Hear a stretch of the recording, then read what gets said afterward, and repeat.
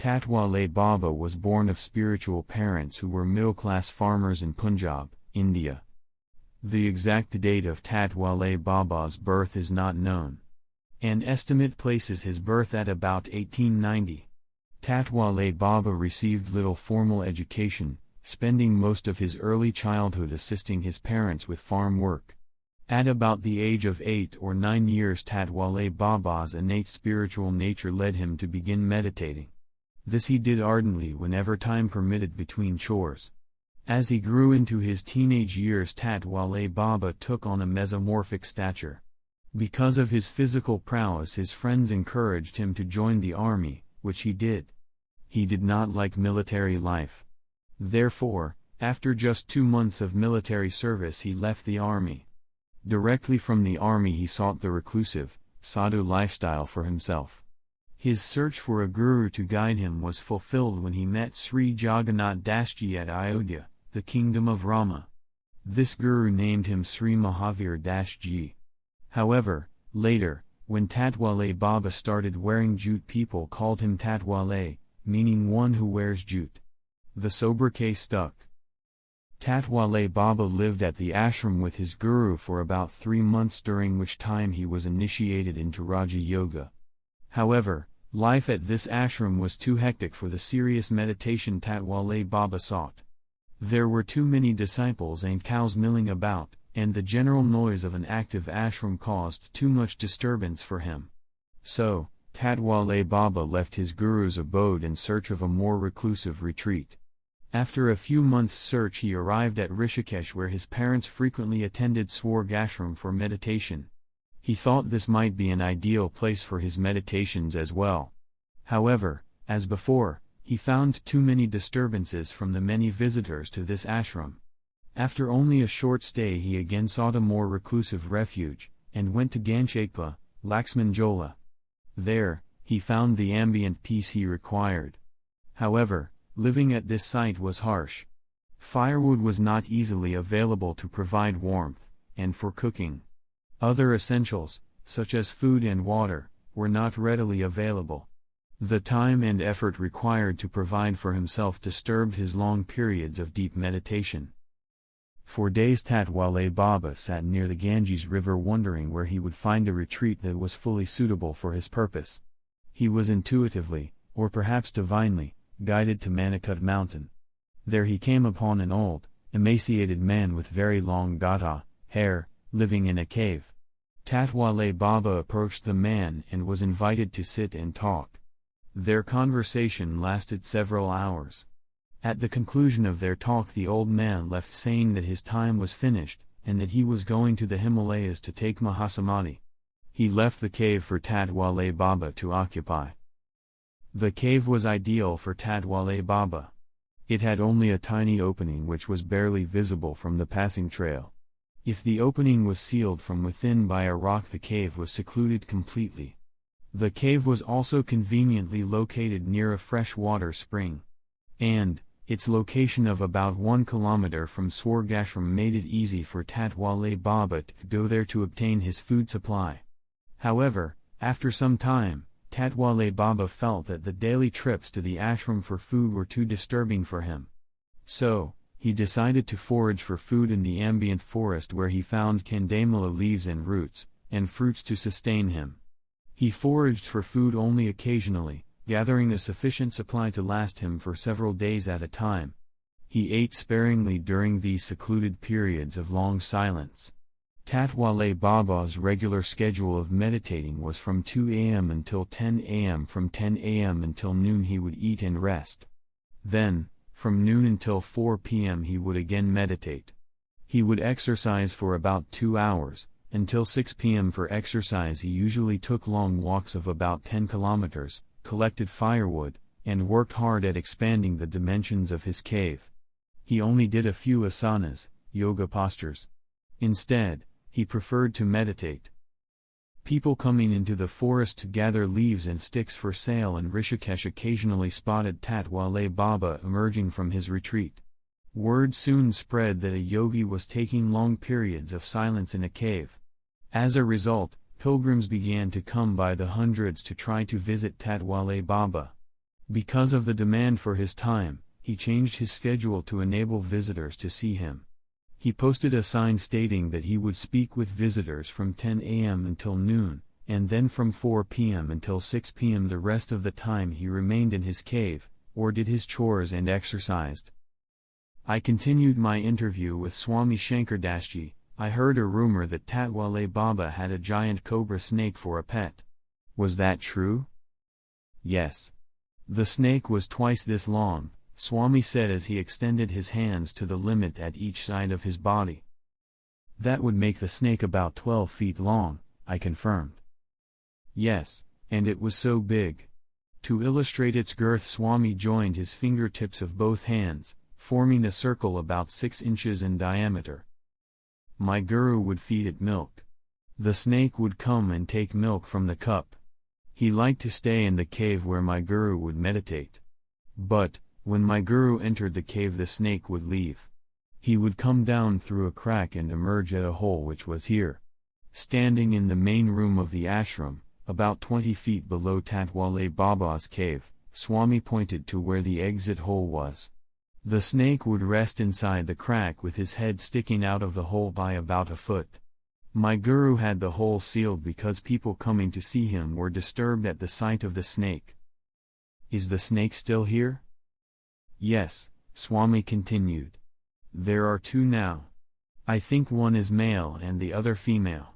I hear the rustle of brush as they play above the ashram. Then they come down. They give me much trouble.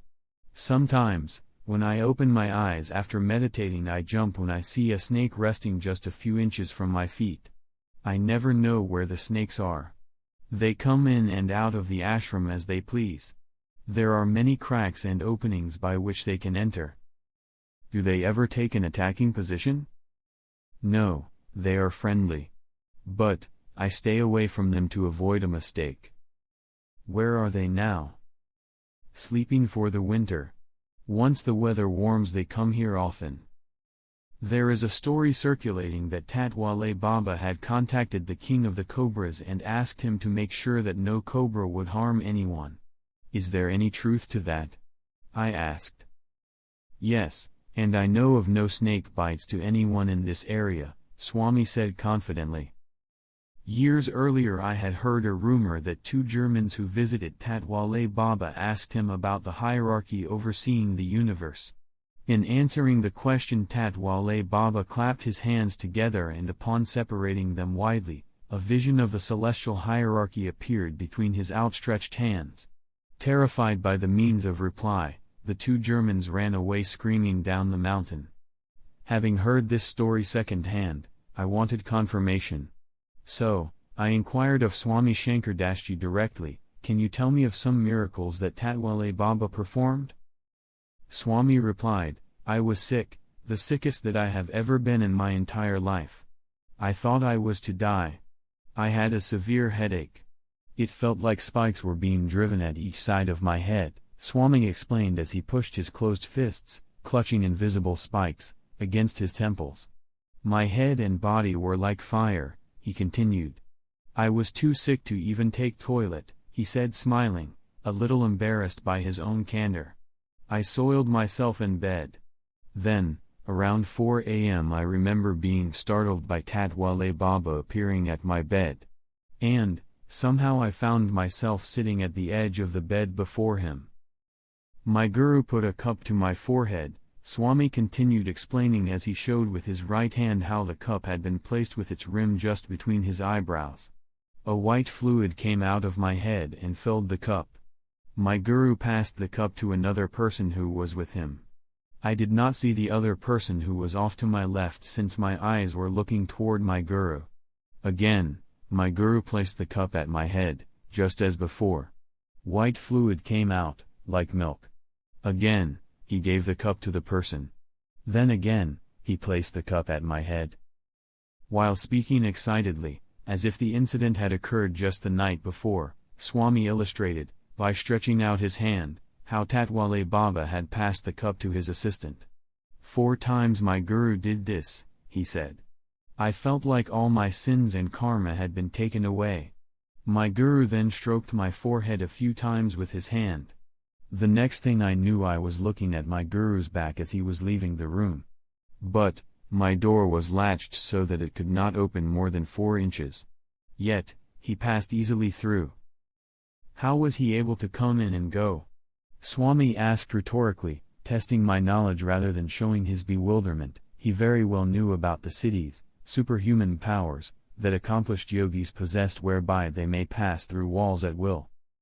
Swami continued, "It was then that I realized that I was cured.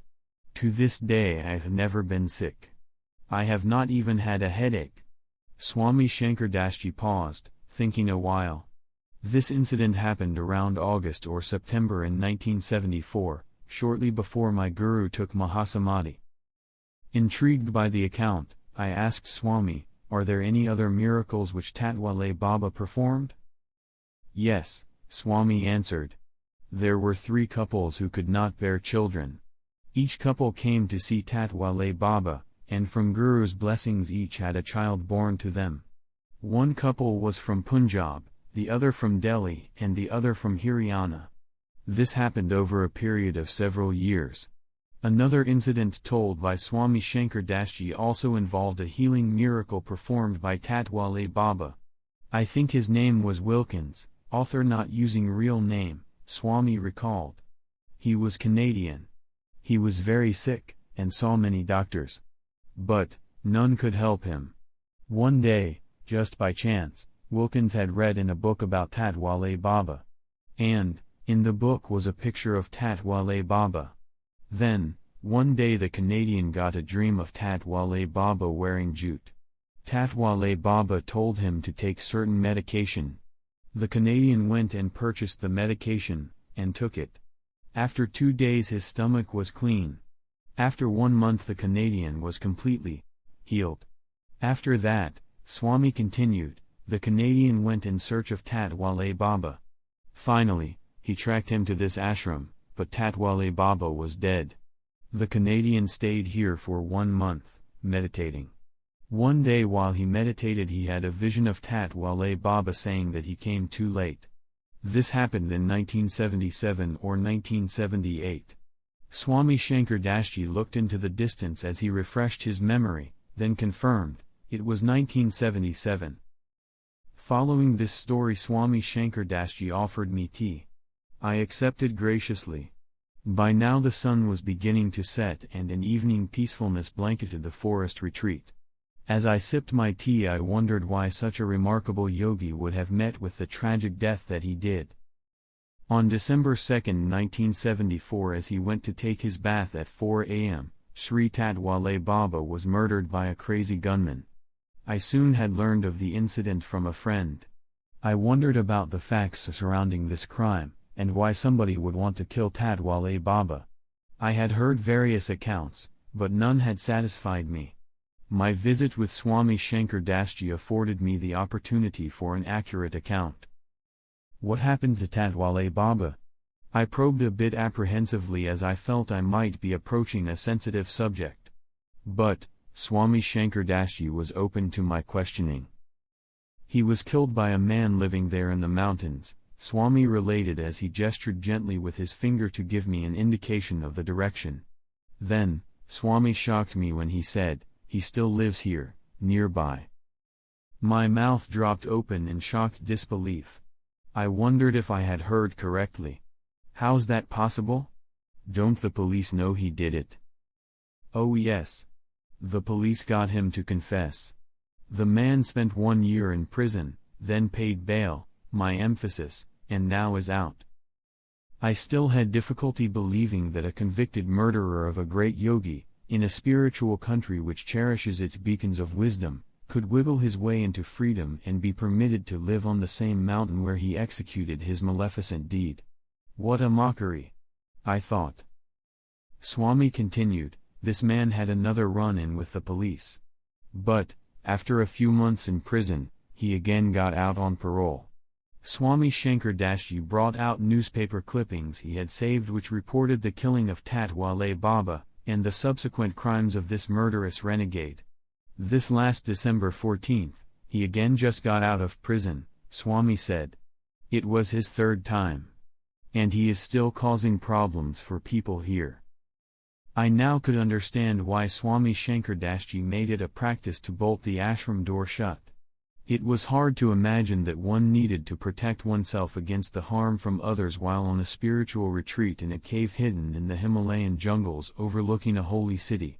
The cobras, however, are friendly. Be that as it may.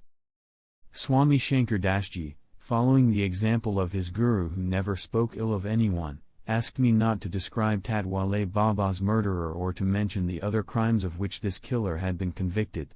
He only wanted me to present the minimum facts necessary to explain, simply, the death of his guru.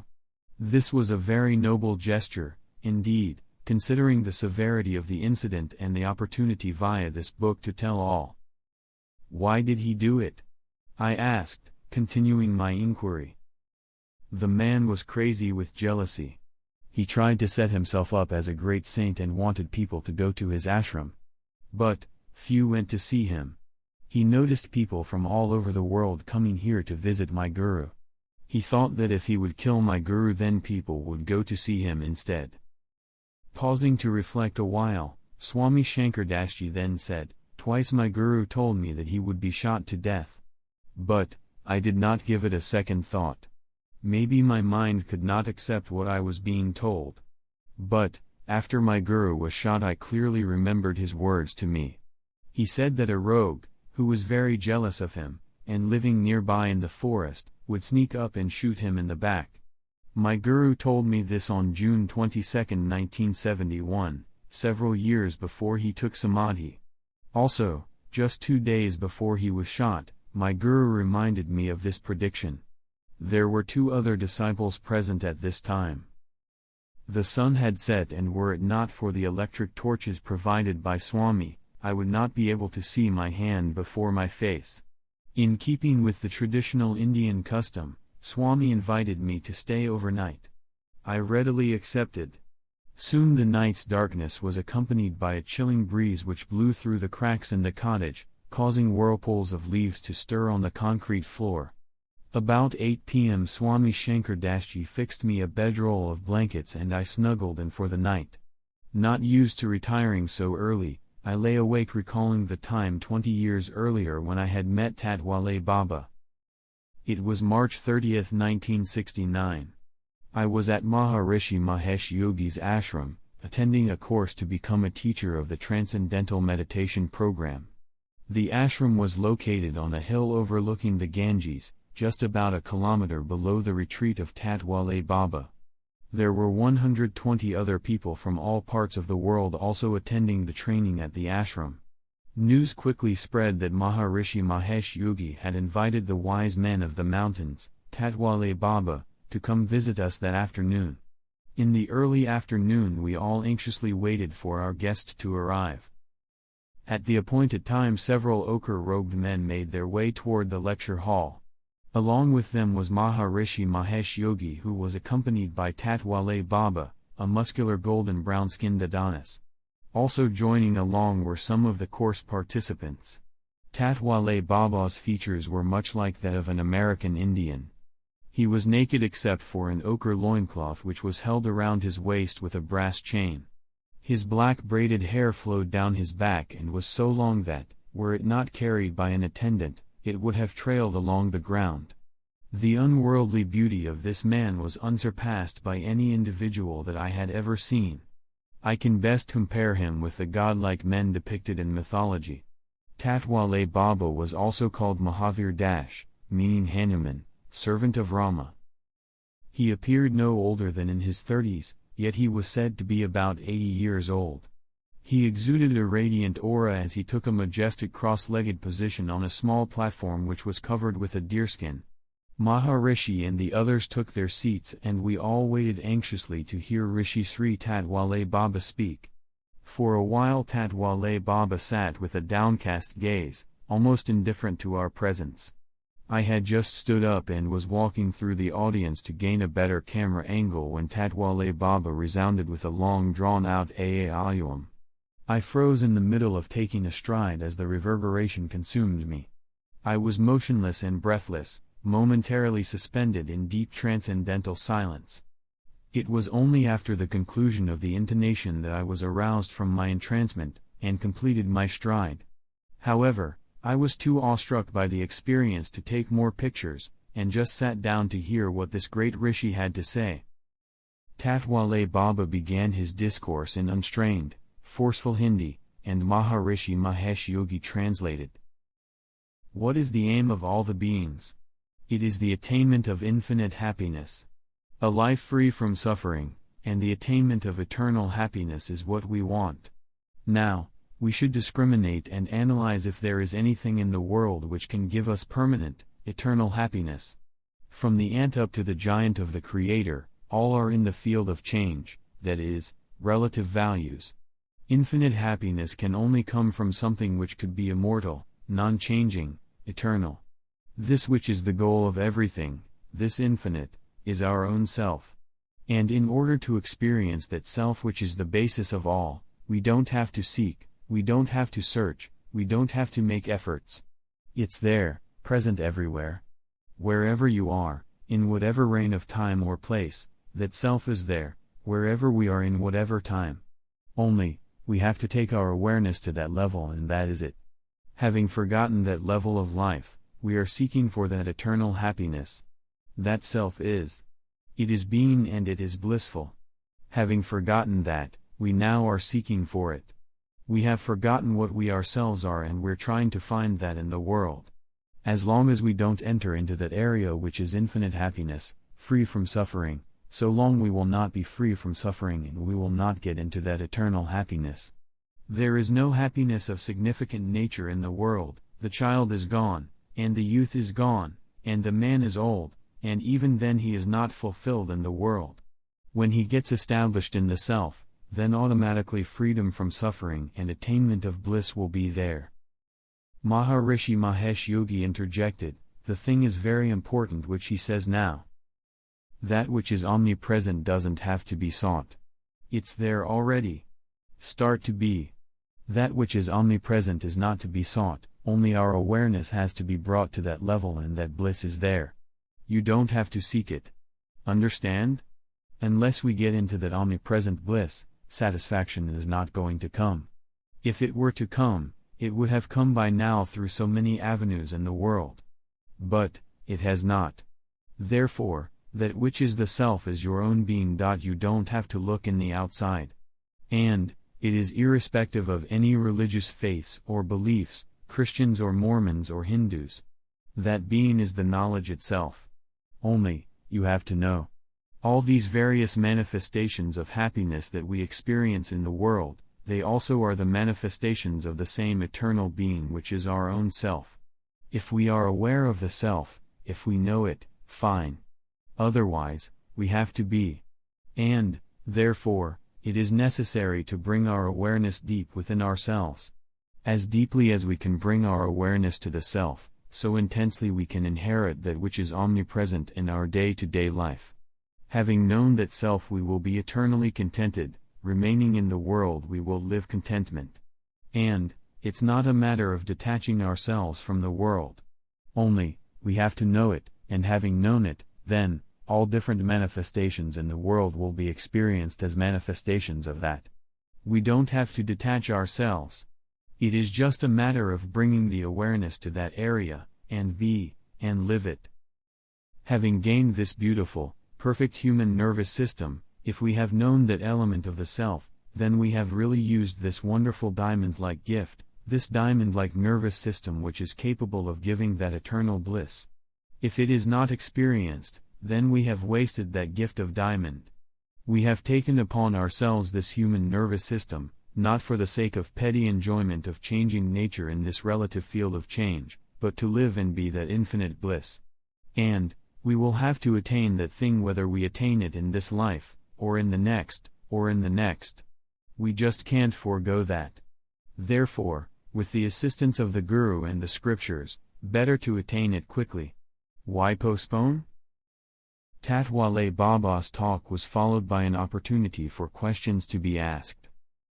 As each question was asked in English, Maharishi Mahesh Yogi translated to Hindi, then translated Tat Wale Baba's replies. Student, Can he tell us of his master and the tradition he follows? TWB, the self is free from any tradition or non-tradition. MMY, adding his own comment, he is from the tradition of Shukadev. Shukadev was like him, not of this world. Away from it. Student, can he tell us what kind of meditation he does? TWB, I am established in Vedanta and that way we talk about it, and we be. There is no practice as such. Student, what do you think about transcendental meditation? TWB, transcendental consciousness is the basis of all experience. Pure consciousness is that through which we experience. That is not a thing which one can experience. And, all this world is in a state of pure consciousness, and it is through that we experience everything. Pure consciousness, or transcendental consciousness is nothing that we experience. Through that we are experiencing everything. That is the basis of all experience, and experiencing. So enjoy that state. Student, is it possible to increase one's capacity to enjoy that state? TWB, we can increase it to any great extent through meditation. And as we go deeper, that will shine forth in our life outside. So, it's possible to increase our ability to be that. And, that is through meditation. Student, does he have any techniques that he teaches his disciples? TWB, we are sitting in the forest, and when we are sitting in the forest we have some purpose to perform, and with that we are sitting. If some seeker comes and asks, fine. We give advice. Otherwise, we don't have much time. We are in the forest, and we are in the forest for some purpose. But, if some seeker comes, fine. His doubts are cleared and removed. Student, does he think that his way of life helps the rest of mankind or only him? TWB, all these saints meditating and established in the self, they are the basis for all this running of the entire universe, and they are the basis of the whole thing, and not for themselves alone. Their good vibrations are influencing societies for their advancement. Student, like a powerhouse? TWB, like a powerhouse. The powerhouse is in Delhi and the bulb is shining here. It is not the bulb that is shining. It's the power from the powerhouse. It is the saints established in their self who are infusing life into the whole universe. And, it is they who have found Smriti Purananam, Vedic codes of behavior. It is they who have found the essentials, the realities of life, and have taught to the world various conducts of living, ways of realization of the self, ways of realization of God, and all these higher states of life. It is they who have brought wisdom home to the world, and they are at the basis of all the increasing prosperity of the world through their vibrations and through their attainment. Student, how much sleep does he require? TWB, if I sleep what will happen to the world? Asleep and awake, the sleep and awake is the nature of the mind. Sometimes the mind sleeps, sometimes it is awake. If I sleep, the whole basis of the world would be sleeping and then there will be left nothing. So, I don't sleep. If someone sleeps it is the mind. The self doesn't sleep. All these states of waking, dreaming, they belong to the mind. They are not the state of the self. And, if you speak of my sleeping, I don't sleep because the self doesn't sleep. If the self sleeps then the whole world would go into sleep.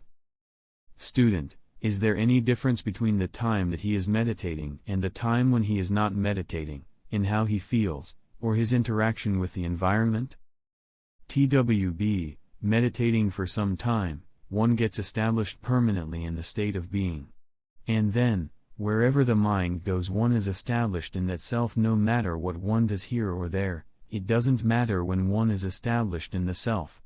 And, that state comes after some time from going deep inside and coming out. With this practice one gets established permanently in the self, and then whatever you do you are not separate from the self. Students, are you living in that state now? TWB, that which is unborn, eternal, we can't talk about it in terms of time. In terms of time the self can't be talked. Student, does he feel that there is more to attain? TWB, what is there to be gained or attained? That which is to be gained is omnipresent, and we are that, and it's already attained. As long as the mind has been wavering only in the changing relative, so long it was out of sight. And, when the mind has been concentrated and has attained to that level, nothing new has happened. The thing that was there, it is there. Nothing new has happened or has been attained. Nothing. That which was there is there even now, and was even before. Only the difference is in the mind. The mind was unaware of that, and now the mind is aware. So, what is there to talk about attainment of further states? TWB, one's love overflows. As one loves himself, so does he begin to love others. Because in that state there is none other than oneself. Therefore, one's love for oneself is one's love for others. And then, whatever communications are there, they are communications in one's own self. The self is golden. It is only a matter of taking our awareness to that, and then the criterion for that will be that we will begin to display all love and harmony in the field of all our action and experience. That will be the criterion. When the love increases, that becomes the balance to measure that we are nearing that. Otherwise, the thing is already there, only we have to incorporate it in our lives. We have to exhibit more of love, more of happiness. Expression of that is necessary, otherwise the state of that is already there. And, we will begin to express more of it when we become more aware of it. Student, can we meditate with you? Tat Wale Baba closed his eyes and we all meditated for about 20 minutes. Then, the opportunity to ask more questions resumed. Student, what do you see for the future of the world? TWB, we have to create future. Future does not have to create us. And, if we do good things and meditate and experience that self and be omnipresent, future is going to be good. If we do not, we are going to create a bad future. We have to create the future. The future is in our hands. Student, will there be world peace? The world is within you. And, if you are at peace within, if your awareness is established in yourself, your world is in peace. And, if you are wavering and peaceless and you are not in tune with your own eternal state of being, then the world is in peacelessness. If you want to create peace on the cosmic level, then you must take refuge in God. And, if you want peace within yourself, realize the self and your world will be in peace, and you will see that the whole world is in peace. The world is as you are, and the world will be as you will be. Student, are there any shortcuts to purification of karma? TWB, the shortest cut to the purification of karma is surrender to God, devotion to God, realization of the self. And, when you realize the self, all your mind and senses will be purified. And, when your senses are purified, all your actions will be good. They will be life-supporting. They behave with you as your friends. And, if the mind is not established in the self, in the glory of God, then your own senses will become your enemy. And then, all your karma will pounce upon you as your enemy. It is the fixity of the mind in the self that makes your senses your friend, and non-fixity of the mind in the self makes your senses your enemy. Senses enemy means karma, because the karma is performed by the senses. So the karma will be good if the mind is established in the self, and karma will not be good if the mind is not established in the self. Practice. Increase your practice to arrive at that goal. Student, is it a liability to be a householder and do this practice? TWB, householder's way of life is not bad. But, not being able to live up to the standards of this lifestyle, we make a hell out of ourselves in a householder's way of life. Student, is it possible to work in the world when we have gained the highest state of pure supreme knowledge? TWB, there are two ways of life, householder and recluse. Those who are in the householder's way of life, they by habit are engaged in activity, even having gained that state of supreme knowledge. And, those who are recluse by nature, they don't have anything to do with the activity of life. So, they continue to live that way. But, both live that state of supreme knowledge. Student, is it possible that one who lives a householder's way of life can then desire to switch and live the life of a recluse? Or, Would this cause a conflict? TWB, the ideal condition would be not to enter into the household. If you want to become a sannyasi, renunciate, or, if you have entered the householder's life, then share the responsibility that you have taken with the wife and children, and then complete that responsibility. Get your children educated and be done with the whole thing. Then, it would be good to waver off from there. Otherwise, don't enter it, and that will be the more ideal. Having taken the responsibility, it won't be good to shut that responsibility. As I lay tucked warmly inside my bedroll, reviewing my memories, it was hard to believe that 20 years had passed since I had heard these simple truths spoken by Tat Wale Baba. After about 2 hours of nostalgic dreaming, I drifted into a deep sleep. I was startled from my sleep early the following morning by the ruckus play of 2 small nocturnal creatures that found their way into the ashram cabin. It was still too dark to see. But, being wide awake, I decided to make my way to the tomb of Tat Wale Baba. I crawled slowly along the floor toward the opening of the adjacent cave where the tomb was located. As I entered the cave, I felt an awesome mystical power emanating from Tat Wale Baba's tomb. The power was so intense it was like the force of energy one would experience when approaching a blast furnace. I positioned myself in the cave, taking a seated posture, in front of the tomb. With the mystical energy infusing intensely into me, I meditated, absorbing its influence. I quickly fell into a deep, very deep, state of meditation. My back remained straight, although unsupported. I sat motionless, as if frozen into a statue-like position by this unseen force. 5 hours passed as if only a half hour. I was aware of the onset of dawn and of Swami Shankar Dash Ji arising and taking care of his morning chores and meditation. Yet, I remained deeply entranced, overwhelmed by the profound inner peace of the meditation experience. At about 8 a.m. I emerged from my meditation just when Swami Shankar Dash Ji was beginning his practice of asanas in the adjoining room. I watched Swami do his routine. He was an adept. His balance was perfect as he gracefully moved from one complex posture to another. As I watched, I admired Swami Shankar Dash Ji for his style of life. As a youth, I had considered living a reclusive life as a yogi in a mountain retreat, away from the fast-paced rat race world of material pursuits. Here was a man living the yogi life, dedicated to spiritual unfoldment.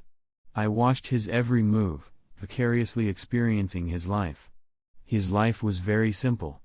There was no electricity or gas to supply artificial heat or light. Firewood lit in a small fireplace provided fire for cooking. Toilet was taken in the forest. A nearby perpetual waterfall provided a daily refreshing shower. A pipe leading from this cascade captured a sufficient flow and pressure of water to provide a steady flowing fountain at the ashram gate. Swami's diet was as simple as his lifestyle. Sometimes he would eat the leaves, roots and fruits provided by the ambient forest. Mostly, he prepared simple vegetarian meals of vegetables and grains. He ate sparingly, taking 1 or 2 light meals daily. Yet, he had a strong, muscular build. His life was unencumbered with such worldly essentials as automobiles, televisions, VCRs, and the wide array of consumer products the Western world just cannot do without. Swami was content with the little he had. Although short on material comforts, he was filled with compassion and love as he cared for his departed guru's ashram. After Swami Shankar Dash Ji finished his morning routine, there was time and opportunity for us to talk some more.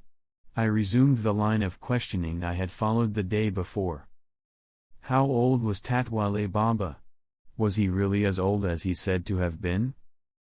It is difficult to say, replied Swami, because no known records exist, and Tat Wale Baba stopped aging after he reached around 35 years of age. Swami continued. A man who was a classmate of Tat Wale Baba's in elementary school, and who had seen Tat Wale Baba later in life, commented that Tat Wale Baba had stopped aging.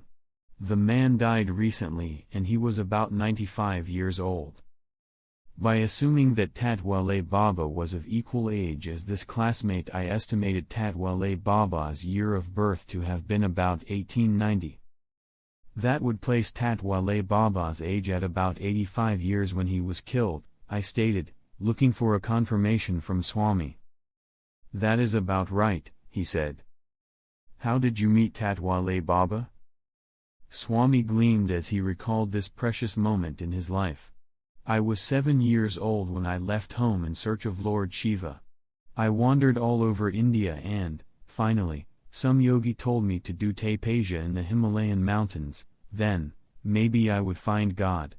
So, in 1965 I went to Rishikesh and stayed at Swargashram.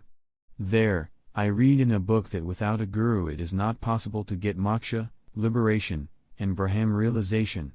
My search for my guru intensified. I went to the Manakut mountain to do tapasya, still hoping to find Lord Shiva. As I came up the mountain I saw Tat Wale Baba sitting on a stone in the front of his cave. He looked to me like Lord Shiva. When I saw him my heart and body started to shake, and I became very afraid. I ran away into the forest and took refuge under a tree, until evening, when I returned to Swargashram. For the next 3 days I sat near the Ganga. I read the Gita and fasted, drinking only Ganga water. I prayed to God for guidance. I returned to Tat Wale Baba's cave. I was no more afraid. We looked at each other simultaneously. He smiled at me, and I immediately felt close to him. So I stayed, and I have been with him since. Swami got up and reached into a folder from which he withdrew an album of pictures. He showed me his collection of photos. I'm putting together a book of pictures so visitors can see a history of Tat Wale Baba's life. From that statement one idea led to another and the impetus for writing this book was born. Swami Shankar Das Ji and I chatted for several more hours. I don't usually talk so much, he said. However, with my time quickly slipping away I needed to press for more information. Did Tat Wale Baba do asanas? I asked. Not usually. He preferred long meditations to asanas, replied Swami. Did he teach any techniques? Yes, Swami said. After I was in Tat Wale Baba's service for 2 months he gave me initiation and taught me some meditation techniques. He taught different techniques for sadhus, different techniques for yogis, and different techniques for the general people. He also gave out general knowledge. For example, when a visitor once asked him how to control the mind he said that you can't stop desire because it is like trying to stop the Ganges. He said to let the mind flow. But, wherever the mind goes there also see your God, your personal God. That way your mind automatically comes back to the concentration on the goal, God. Tat Wale Baba said when you work do everything in the name of God, everything for God, continued Swami. Never help anyone for the fruits, only as service to God. Then, that which is good for you, God will give himself. In this way people will become as children of a cat, whatever a kitten needs, the mother cat immediately provides. Otherwise, they will be like a baby monkey where the mother is running and jumping and the baby must wait or chase after it for nurturing. Swami then added, Tat Wale Baba advised people to put their attention on their guru or God, such as Jesus, Rama, Krishna, while they perform action. By doing so they will gain the ideal of God or guru in their actions. Did Tat Wale Baba have any disciples? Swami replied, he only had 11 disciples at the time of his death. But, he has thousands of devotees in India as well as in many foreign countries throughout the world. Each year, on December 2nd, the day when my guru took samadhi, hundreds of people come here in remembrance of him. Although hundreds of people come annually and thousands around the world love him, only Swami Shankar Das Ji remains as the sole caretaker of the Tat Wale Baba ashram. Hidden in the secluded jungle cover of the Himalayas he remains devoted and in continued service, maintaining the tradition of his guru. We have not eaten in over 24 hours, Swami Shankar Das Ji realized as our conversation continued into the afternoon. Let's take our meal now, he suggested, and continue talking later. I concurred and Swami went into the adjacent room to prepare supper for us. He returned after a while with a mound of aloo gobi, cauliflower and potatoes with spices, on a large platter. He handed me the platter and stood nearby waiting for me to eat. Noticing that he had no platter for himself, I asked, "Aren't you eating?" "Yes," he said, "but first I want to make sure you are satisfied with your meal. Is it spiced okay for you? Would you care for some more salt?" "No. This is fine," I said, still perplexed at why he had no food for himself. After Swami was assured that I was satisfied with his culinary skills, he left the room to eat alone in the kitchen. It was then that I realized that Swami Shankar Das Ji preferred to eat alone. I thought about this a while and wondered how many digestive and gastrointestinal disorders might be solved or prevented if everyone ate alone, no arguing or bickering while eating, or gulping of food to get one's word into a brisk conversation. I concluded that silence during mealtime has to have a positive influence on health. After about a half hour, Swami Shankar Das Ji returned, offering me seconds. But I was satisfied, and more concerned with shifting back to our conversation, which resumed after a brief time of clean-up. "Tell me something more about Tat Wale Baba," I asked, hoping that my broad question would bring new information to light. Swami Shankar Das Ji thought a while, then replied, "Tat Wale Baba's desire was to bring humanity and all religions together for peace in the world. He foresaw this site as the future center of the world, and where he would direct the people, bringing new message for the benefit of the world. Unfortunately, his work was unfinished here when he suddenly left. He was in the process of building more caves for meditation." After a long reflective pause, Swami continued, "This place is very special. According to the Shiva Puranas, it was in this area that Lord Shiva stopped for rest with his party of gods and sages while on his way to marry Sati in Hardwar. There is speculation among some Swamis that the cave which was used by Tat Wale Baba was the Bhutnath Gufa, cave of Shiva." Sri Swami Shankar Das Ji, I noticed a spiritual power emanating, not only from the tomb of Tat Wale Baba, but also from the ashram. Perhaps this emanation lends credence to the ancient mythology of the Shiva Puranas and the folklore passed down through generations of Swamis. Swami Shankar Das Ji explained, "Some people who come here go crazy. They say they can't stay, and run out." I responded with my theory, "I think it's the power, the high vibrations here. This causes them to feel very uncomfortable, so they want to run away." "Maybe so," Swami acknowledged. It was getting late and I needed to get some pictures before the onset of twilight. Swami Shankar Das Ji took me outside and introduced me to two of his fauna friends, mayors, peacocks, with their splendid iridescent blue and green plumage.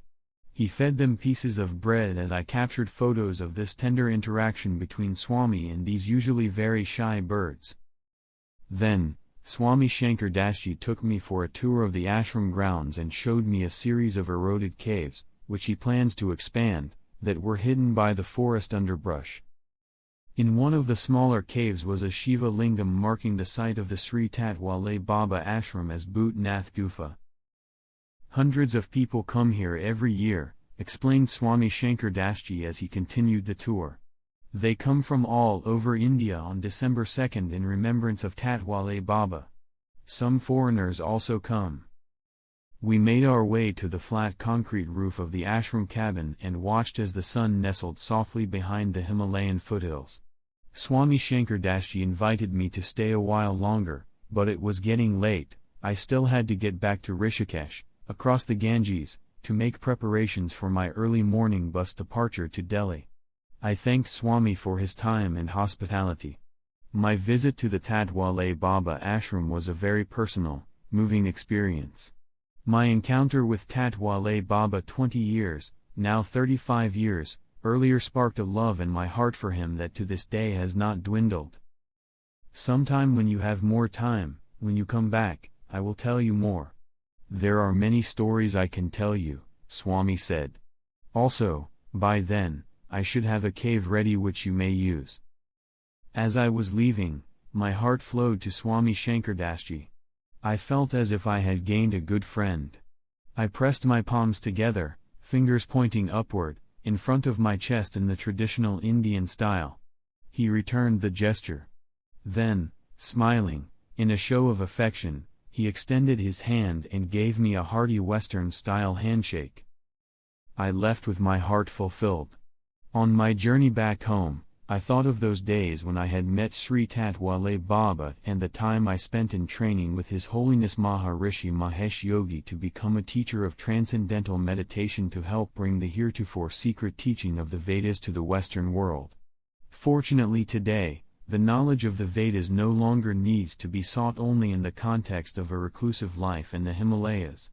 The knowledge is now also readily available for all people throughout the world. What a great blessing for the world!